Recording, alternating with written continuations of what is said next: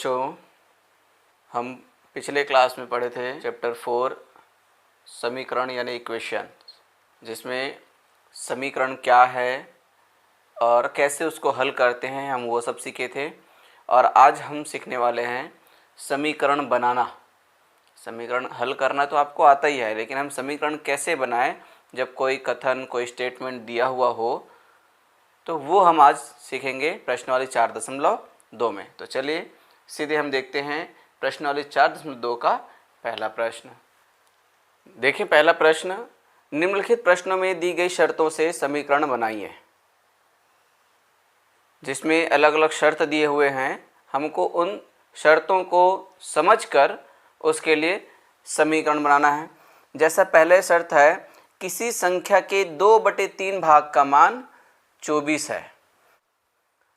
शर्त को समझें, किसी संख्या के 2/3 भाग का मान 24 है। तो किसी संख्या यानी मान ली क्या है, x है, तो वो हो जाएगा उसके 2/3 भाग, तो x गुणित 2/3, या सीधे सीधे लिख सकते हैं 2/3x का मान 24 है बराबर 24। बस इतना ही।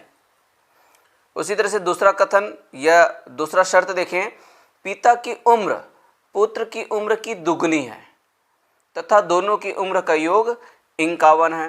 तो पिता की उम्र पुत्र की उम्र से संबंधित है, क्योंकि उसमें कहा है कि पुत्र की उम्र का दुगुना है। तो हम पहले पुत्र का उम्र हमको पहले जानना जरूरी है। तो मान लिए पुत्र का उम्र x है, तो पिता का उम्र क्या हो जाएगा 2x। ठीक है ना, पुत्र का उम्र अगर x है तो पिता का उम्र हो जाएगा 2x, क्योंकि यहाँ कहा गया है दुगुनी यानी 2 गुणित, तो 2 से गुणा कर देंगे तो पिता का उम्र 2x। अब दोनों की उम्र का योग 51 है, यानी पुत्र का उम्र और पिता का उम्र दोनों का योग है 51। ठीक है, बस इतना ही। इसी तरह से तीसरा देखें, किसी संख्या के 1/10 भाग का मान 2500 रुपये है। तो किसी संख्या के 1/10 भाग, तो किसी संख्या मान ली वो क्या फिर से x है, तो x गुणित 1/10, या सीधे सीधे 1/10 गुणित x, या आप लिख सकते हैं x/10, क्योंकि संख्या का 1/10वां भाग क्या है 2500 है 2500। तो इस तरह से ये शर्त को हम समीकरण बनाए। ऐसे ही चौथा और पांचवा भी देखते हैं इसी का। लगातार 2 संख्याओं का योग 15 है। चौथा जो शर्त है वो है लगातार 2 संख्याओं का योग 15 है। तो फिर से यहाँ पर 2 चीज़ें हमको जानना है। 2 संख्याएं हैं, लगातार है, तो लगातार का मतलब एक संख्या और जस्ट उसके बाद की संख्या। तो मान लिए एक संख्या है x, अब उसके बाद की संख्या क्या होगी, तो x-1 है ना।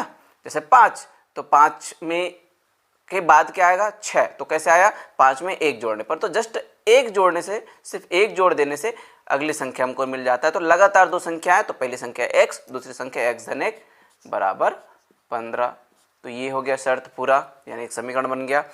पांचवा है, किसी परिमेय संख्या का हर अंश से 5 अधिक है एवं परिमेय संख्या है 19/24, तो हर जो है अंश से 5 अधिक है। तो अगर मान लिए अंश x है, तो यदि अंश x है तो हर क्या होगा 5-x, यानी ये अंश x है तो हर क्या हो जाएगा 5-x, या x-5 भी आप लिख सकते हैं, बराबर 19/24, क्योंकि कहा गया वो परिमेय संख्या 19/24 है।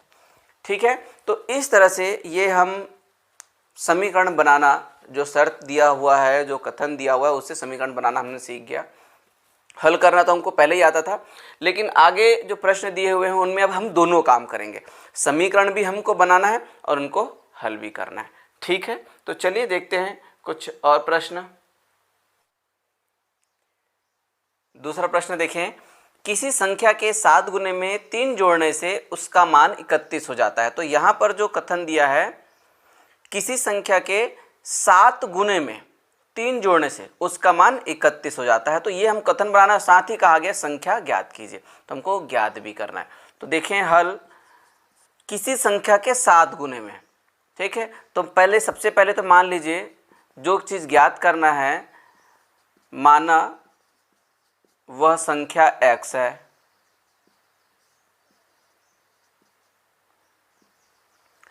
तब प्रश्न अनुसार, जो प्रश्न में दिया है उसके अनुसार हमको समीकरण बनाना है।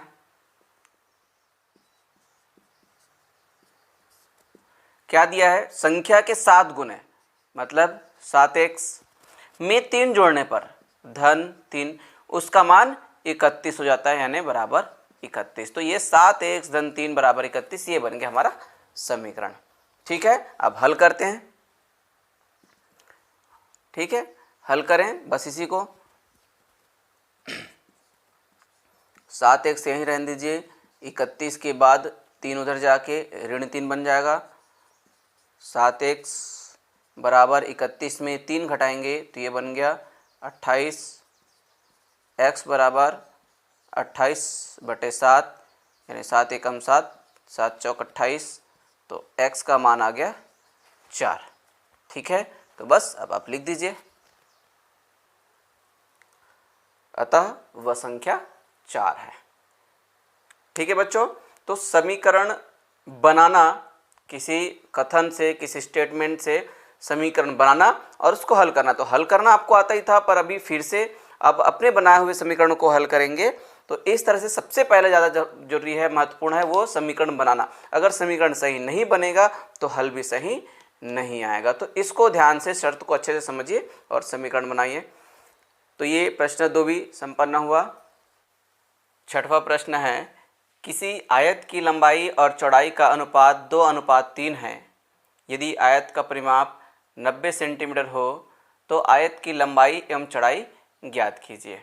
तो देखिए यहाँ पर जो प्रश्न दिया है उसमें किसी आयत की लंबाई और चौड़ाई का अनुपात दिया है 2:3, साथ ही बताया उसका परिमाप 90 सेंटीमीटर होता है, तो आयत की लंबाई एवं चौड़ाई ज्ञात कीजिए। तो ये अनुपात वाले प्रश्न हैं और अधिकांश अनुपात वाले प्रश्न प्रतियोगी परीक्षाओं में भी पूछे जाते हैं। तो इस तरह के प्रश्न हल करना आप सभी को आना चाहिए। जो लंबाई और चौड़ाई का अनुपात दिया है 2:3, उसी को ही हम शुरुआत करके चलेंगे। माना आयत की लंबाई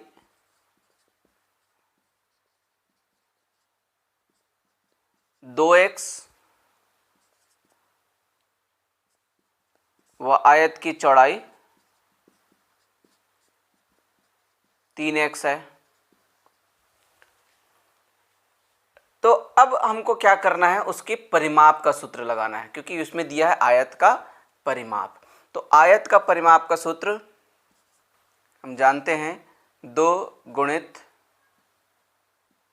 लंबाई धन चौड़ाई, ये सूत्र है। या 2 गुणित लंबाई धन 2 गुणित चौड़ाई, हम इस तरह से भी कर सकते हैं ब्रैकेट हटाकर, लेकिन हम इस रूप में चलिए कर रहे हैं।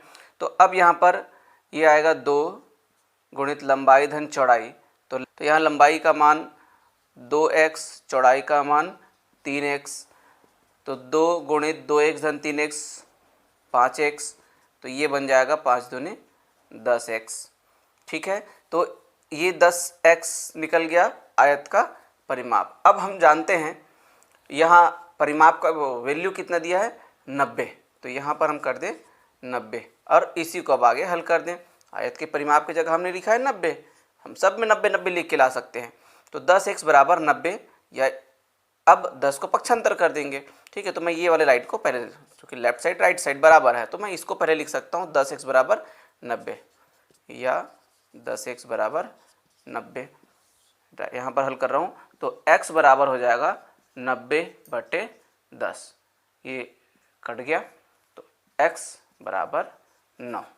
ठीक है, x का मान आ गया 9।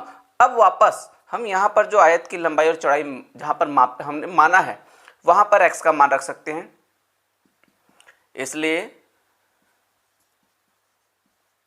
आयत की लंबाई बराबर 2x बराबर 2 गुणित 9 बराबर 9 दूनी 18, तथा आयत की चौड़ाई बराबर 3x, मतलब 3 गुणित 9 और 9 तिया 27। तो ये आयत की लंबाई आ गया 18 और आयत की चौड़ाई हो गया 27। यहाँ पर मीटर वीटर का वैल्यू कहीं पर दिया है क्या, सेंटीमीटर दिया है, तो इसलिए यहाँ पर आप लिख देना सेंटीमीटर। सेंटीमीटर। तो आयत की लंबाई 18 सेंटीमीटर और चौड़ाई 27 सेंटीमीटर। अब आप यहाँ पर वापस एक बार मैं कंफर्म कर दूँ, चूंकि यहाँ पर चौड़ाई का वैल्यू ज़्यादा लग रहा है, लंबाई का वैल्यू कम है, वो प्रश्न की गलती की वजह से। आप वहाँ पर प्रश्न को सुधार कर लिख देना, किसी आयत की लंबाई और चौड़ाई का अनुपात की जगह चौड़ाई को आप पहले लिख लेना, लंबाई को बाद में लिख देना। ठीक है, चौड़ाई एवं लंबाई का अनुपात, तो 2:3 हो जाएगा। तो इस तरह से सबका वैल्यू बदल जाएगा, यानी ये जो 27 है लंबाई बन जाएगा, 18 चौड़ाई बन जाएगा। ठीक है बच्चों, तो इस तरह से ये प्रश्न हमारा हल हो गया। लंबाई और चौड़ाई का मान निकालने के लिए कहा गया था, हमने निकाल लिया। अब देखते हैं, ऐसे बहुत सारे प्रश्न हैं, बाकी सभी प्रश्नों को आपको हल करना है। आखिरी प्रश्न 12वां नंबर प्रश्न, मैं वो थोड़ा सा बताता हूं। निम्न चित्रों में x का मान अंशों में ज्ञात कीजिए। ये 12वां प्रश्न है। इसमें कोई कथन नहीं दिया, स्टेटमेंट नहीं दिया, लेकिन आपको चित्र देख के समझना है। जैसा पहला चित्र है त्रिभुज का, जिसमें 3 कोण है, तीनों कोण की जगह दिया हुआ है x धन 3, x धन 15 और x। तो x का मान आपको ज्ञात करना है। आपको पता है त्रिभुज के तीनों कोणों का योग कितना होता है, 180 अंश। तो बस उसी चीज़ को आपको इस्तेमाल करना है। ठीक है, चूँकि त्रिभुज के तीनों कोणों का योग बराबर 180 अंश, तो बस उसी चीज़ को आप इस्तेमाल करिए। x धन 30 धन x धन 15 धन x। अब ब्रैकेट कर लीजिए शुरुआत में, क्योंकि तीनों अलग अलग है इसलिए, बराबर 180। अब इसको आप हल आराम से कर सकते हैं। x धन 30 x धन 15 धन x, इसको ब्रैकेट हटा दीजिए और तीनों x को जोड़ेंगे तो 3x बन जाएगा, 30 और 15 को जोड़ेंगे 45 बन जाएगा, बराबर 180। फिर बाकी को पक्षांतर 45 को पक्षांतर करके x का मान निकाल सकते हैं। x का मान निकालेंगे तो तीनों का मान, अच्छा इसमें सिर्फ x का मान निकालना है, तो बस वहीं आपका काम खत्म हो जाएगा x का मान निकालने से। मैं आगे का काम आप पर छोड़ रहा हूँ आपके लिए।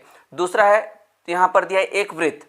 वृत्त के अंदर यहाँ पर 3 कोण दिए हुए हैं, एक 2x, एक 50 और एक 70। फिर से यहाँ पर आप क्या करेंगे, ठीक, चूँकि वृत्त का अंदर का अंतः कोण कितने अंश का होता है, या वृत्त का संपूर्ण कोण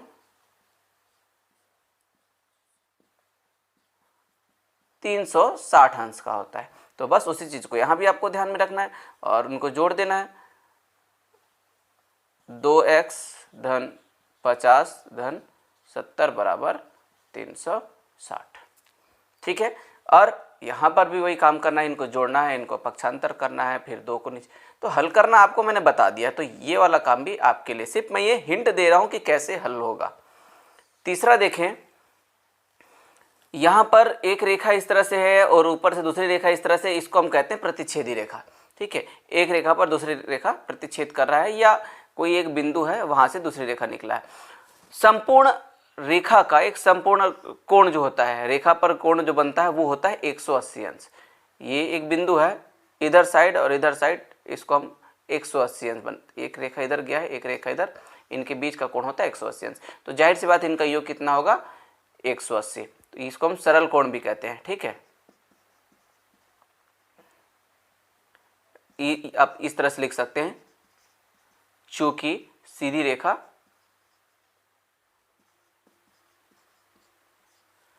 एक 180 अंश का कोण बनाती है,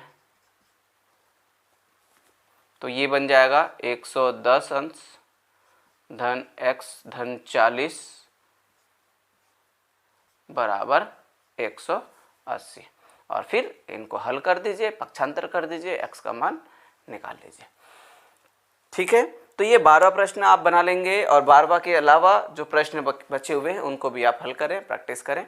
तो प्रश्नावली 4.2 के साथ ही ये अध्याय 4 भी यहाँ समाप्त हुआ। अब मिलते हैं नेक्स्ट वीडियो में। बाय बच्चों।